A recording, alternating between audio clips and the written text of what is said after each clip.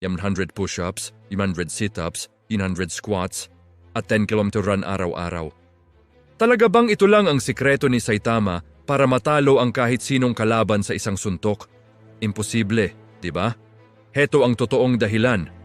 Ayon sa limiter theory na inexplain ni Dr. Genus ng House of Evolution, lahat daw ng nilalang ay may limiter o sagad na hangganan ng lakas na inilagay ng Diyos. Ito ay para hindi mawalan ng balanse at kontrol ang isang tao. Pero si Saitama, dahil sa araw-araw na pagpapahirap niya sa sarili niya hanggang sa muntik na siyang mamatay, hindi lang niya naabot ang limit niya, tuluyan niyang binasag ito. Inalis niya ang kisame ng potensyal niya, kaya naging infinite ang lakas niya. Ang kapalit, nalagas ang buhok niya.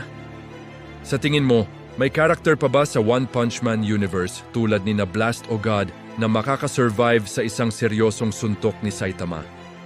I-comment ang theory mo. Huwag kalimutang mag-like at mag-follow para sa mas marami pang anime lore at recaps.